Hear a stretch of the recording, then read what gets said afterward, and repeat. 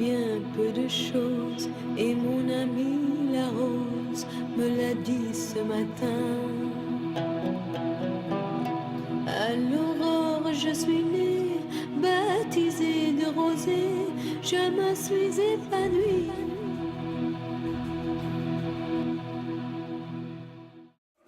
Bonjour et bienvenue dans notre nouvel épisode du Petit Émir. La semaine dernière était placée sous le signe de la vigueur et de l'énergie avec une partie de basket tout en bonne humeur. Cette semaine, nous vous invitons à découvrir un univers calme et relaxant, la salle Snozelen. Bienvenue dans la salle Snozelen. C'est en fait un concept qui a été inventé par deux Hollandais. C'est la contraction de deux mots, Snuffelen et Dozelen.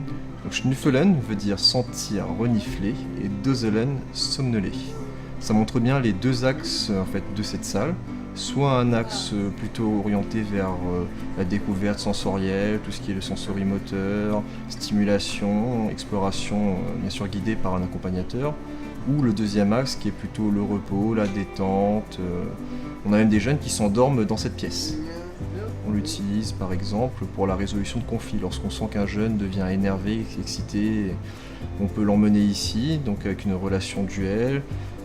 Différents ateliers, donc on le calme, la salle est très contenante, apaisante, l'obscurité. Ça lui permet de se poser un peu, de se recentrer sur lui-même et en général d'éviter le conflit ou bien vraiment la crise qui après ça est plus dure à calmer. Pour mieux comprendre, le mieux c'est encore de tester ces ateliers. Maintenant que tout le monde en sait un peu plus sur ce concept, Snozelen, partons à la découverte des ateliers en commençant par les bulles de lumière et la fibre optique.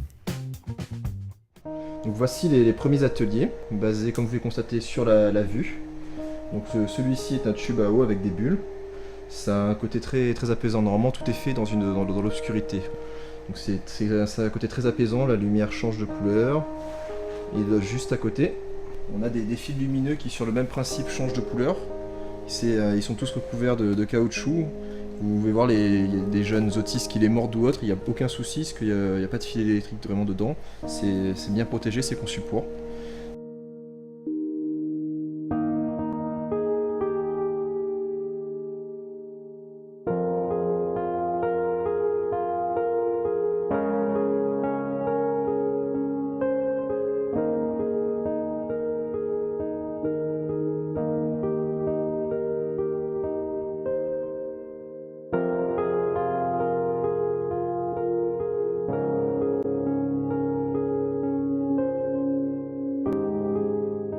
Toute la salle est quand même recouverte de mousse, vous remarquez que tout ce qui est anguleux ou autre est recouvert de façon protégée. Le but c'est vraiment de permettre aux jeunes de découvrir soit sensoriellement, soit de s'apaiser, mais dans un cadre très sécurisant et protégé.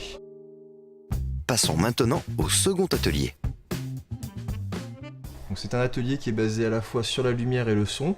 Il réagit, comme vous pouvez le voir, aux différents sons avec une fréquence plus ou moins importante. Vous verrez, le nombre de barres lumineuses augmente. Et donc ça permet aux jeunes déjà de jouer un peu avec la lumière et pour tous les jeunes déficients auditifs de prendre une certaine conscience de leur son et de différentes tonalités qu'ils peuvent émettre. Les jeunes vont maintenant tester le lit balançoire. Donc c'est un lit qui est suspendu, qui sert à s'allonger. Donc il n'y a absolument rien qui te retient au sol à part le crochet.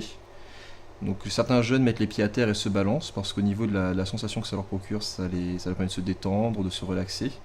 C'est plutôt orienté donc détente et relaxation que découverte sensorielle comme outil, bien que l'accompagnateur, en fonction de ce qu'il recherche, puisse quand même jouer dessus. C'est comment de Passons maintenant au matelas à eau. Donc c'est un matelas à eau, comme vous pouvez le constater, avec des baffes qui sont positionnées juste dessous moi. La musique peut soit sortir dans toute la pièce, soit uniquement sur les baffes sur lesquelles je suis assis. Donc généralement les jeunes sont allongés dessus et ils se laissent plus ou moins emporter par la musique. Donc pour ceux qui sont déficients auditifs, c'est juste un jeu de vibrations régulières ou non en fonction de la musique, on joue sous les tempos par exemple. Et donc c'est très relaxant et certains finissent même par s'endormir dessus tellement c'est agréable. Après l'eau, découvrons le sol sensoriel en compagnie d'Adeline. Donc c'est un atelier basé sur le sens du toucher. Les jeunes marchent dessus et ressent différentes sensations qui sont dues aux différentes textures des dalles, que l'on peut modifier aussi.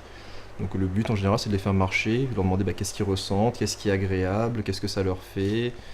Donc c'est vraiment une exploration du sens du toucher.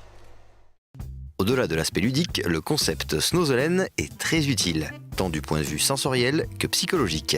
C'est ce que nous explique Alexis. C'est la fin de notre session Snozelen. Les jeunes ont utilisé les ateliers sensoriels pour se détendre. Maintenant, on est prêt pour les répéter. Après cette séance tout en douceur et en surprise, nous vous donnons rendez-vous la semaine prochaine pour faire un point sur l'avancée des répétitions en compagnie de toute la troupe. À très bientôt!